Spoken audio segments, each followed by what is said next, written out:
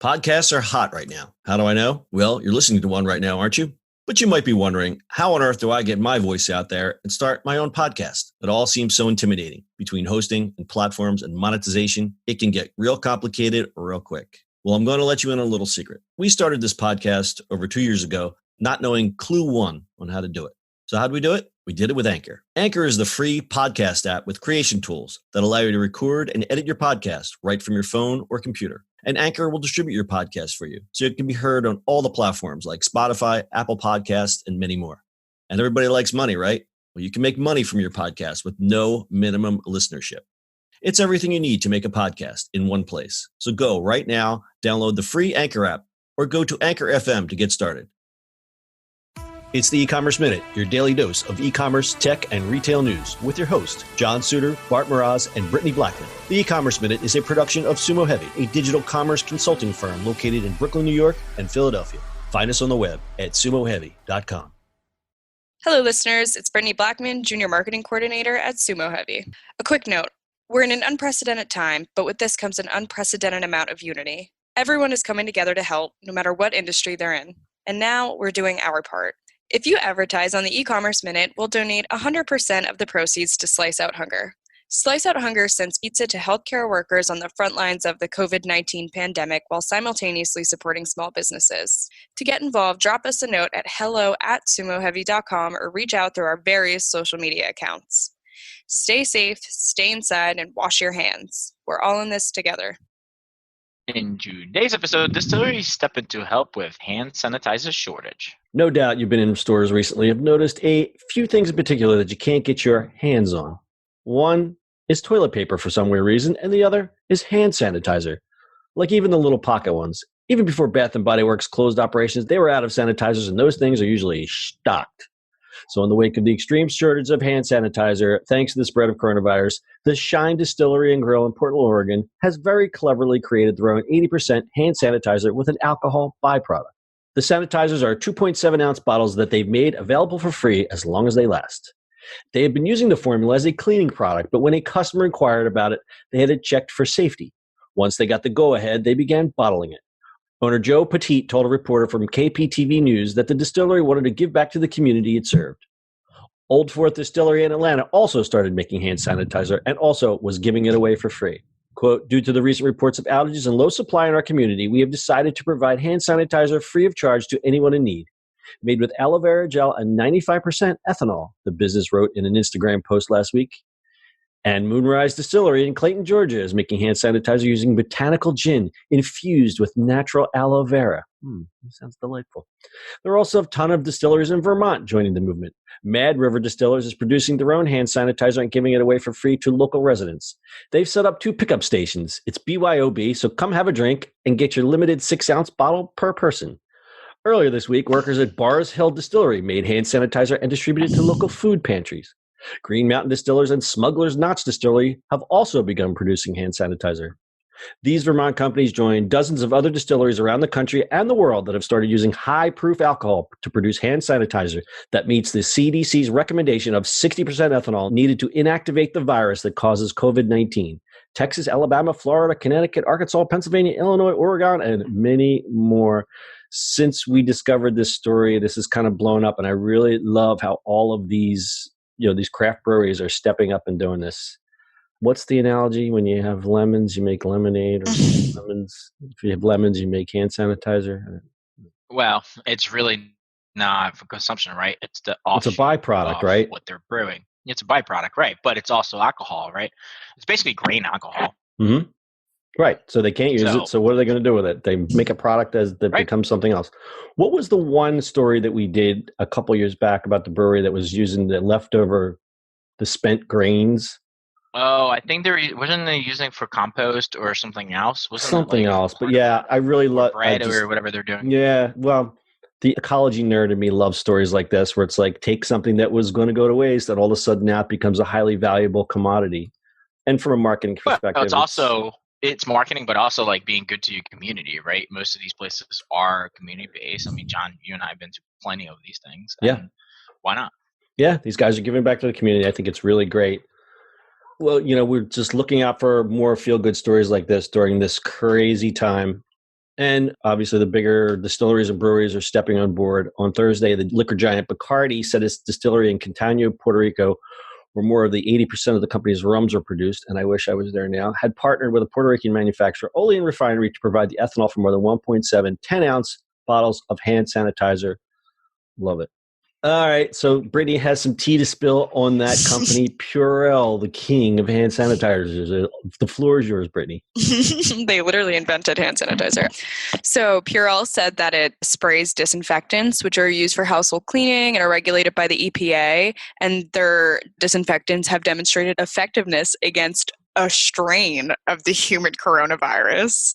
But the FDA, which regulates hand sanitizer, sent a warning letter to Goja, which I guess is like a parent, in January, telling the company to stop making marketing claims that its hand sanitizers could prevent infections from Ebola, MRSA, and the FDA said those claims were not supported by any adequate or well-controlled studies. Do not use Purell to cure your Ebola. That is so shady.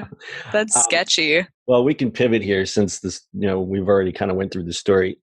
People trying to get creative in a desperate time. So you've seen the housefraus who are cutting paper towels in half and making their own antiseptic wipes. Very cool. Yeah. Then you have the more desperate people who are like, someone told me to take this drug and I took it and oops, grandpa's dead now. Literally. Misinformation is rampant now, especially on a garbage site like Facebook. And it's, passing this along could be scary if true. I could spend all day debunking. Big if true. Could be scary if true. So this was last night in our neighborhood Facebook group. Just want to let you guys know, a friend told me, that's what I'm reading right there, that there's packs of burglars in cars rampaging through the neighborhood looking for houses to rob. Could be scary if true. And their reasoning was, well, because the police said they're not going to do anything anymore. Oh, yeah. We love sensationalism. My favorites are the ones that are like, my cousin works for the Pentagon. There's a lot of people's cousins that work for the Pentagon, apparently. Right. That one has been going around all weekend long, like all weekend long. I've seen like so 6 weird. Different ones too, like worded differently. Like one is from a text message, one is like screenshot from a Twitter DM. I'm like, what is this doing for anyone? Like, what is this doing? Getting internet clout points. That's all people want. People like to feel important. Yeah. Now everyone is a virologist and a scientist and also a political scientist. So they're all like, well, actually, what is happening here is the virus was created in a lab. And, you got to tune that noise out and just look for the positive stories. And I guess that's what we're trying to do here with this podcast. I know we seem like we're all over the place, but the times that we're in, things are moving fast, so we got to move fast too. And even my dog, who's barking in the background. One thing we got to watch out for. It's okay, John. It's fine. We're all working from home. Everybody knows. Everybody's working from home. It's authentic. Now they understand my struggle. Barking, dog. Kids, just remember, don't take your Zoom calls in the bathroom. Yeah, don't take your Zoom calls in the bathroom. And I saw the guy do a big bong rip on the one call. I saw that too. And the guy was starting to call. He's like, Jared, put it down, Jared. And you see the big cloud of smoke, and then he put his hands up. He's like, he's so chill about it. Yeah, he was like, all right, cool, I'm done. It's like, Jared, come on, man, come on. And the other lady's like getting her hair done too in the other frame on that same call. It's so funny. It's so funny. Is that what that was? Yeah. I couldn't understand what's going on. Yeah, she was getting her hair done. All right. So the other thing we got to watch out for is people price gouging. But I think much to the credit of our citizenry, we've pretty much pushed back on that. And even at places like Costco, when you had the initial, oh my God, we're going to be locked down. So you got the jerk off who was buying all the toilet paper. Well, now they're trying to return it. Costco saying, nope, you have to live with your decisions.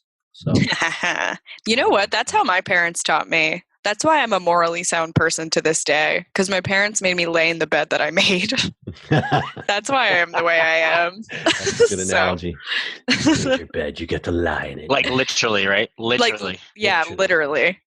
You have to lie on that mountain of toilet paper. You have to swim in the sanitizer you hoarded. I wonder if our local breweries are doing it. I haven't seen anything. I'm usually pretty dialed in with them. I haven't seen them do anything, but thankfully, the Chamonix Creek Brewery is still doing curbside pickup, so that's all. Nice. All Some right. of them would deliver, which is great. Yeah, well, that's what we're going to see. We're going to see a lot more delivery and stuff like that. The other rumor now is like curbside pickup is going to be like the norm for grocery, Target, Walmart. Like everybody's like, yeah, this ain't so bad. I just drive up and a lady runs my stuff out. This ain't so bad. I know we're going to go on a little tangent, but everything we reported for past 2 years that they're, Walmart is battling this whole pickup thing and Target and stuff like that, that's going to just explode. It really is. And it's funny that you go to Target and you're like, oh, look at all these spots saved for the Boppas people. And it's like, now it's like, oh, maybe that wasn't such a dumb idea after all. Right? Yeah. I mean, I personally, we've been sheltered in place for going on 2 weeks now. And we've had to go out to get groceries. And it's a very stressful thing. And if I had my way, I would do everything through that way now until the foreseeable future. As much as I can utilize that. I mean, there's just certain things that you have to go in the grocery store. It's like, yeah. Like, okay, hold your breath. We're going in. Ooh. Well, I mean, some people are like, it delivers. What if that person like sneezed on it? Like, but the math on that is different, right? It's just one person. You're not going into a store with 20 people are in there, right? Like, can you get it that way? Sure. But I feel like that's just the percentage of that. Your odds are drastically reduced. Right. I mean, at this point, like I go out and check the mail and I'm like, should I wear gloves to get the mail? I mean, I wipe everything now. Yeah, you have to. I mean, they're saying like, I have a couple paranoid friends on Facebook and they're like, you need to spray your packages when they come from Amazon. I'm like, probably true. I mean, there's a whole bunch of stats. Like cardboard is actually not that survivable for it, right? But you should definitely like if you unpack the package outside, if you want to do that and then just throw the boxes away, whatever, that should be fine. Yeah, the one concern was like you go to the grocery store and you're walking around, you're very careful, but then what if you're in one of those, there's no self-checkout and this lady is like touching every single thing. Like there was a lady, she had rubber gloves on, but you could tell she had them rubber gloves on all day long. I was like, yikes. I came home and just wiped everything down, threw all the bags out. Everything down. Yep. Like, everything is wiped down. Bags get thrown out. Like that is just, I know it's kind of crappy, but it is, these times are weird.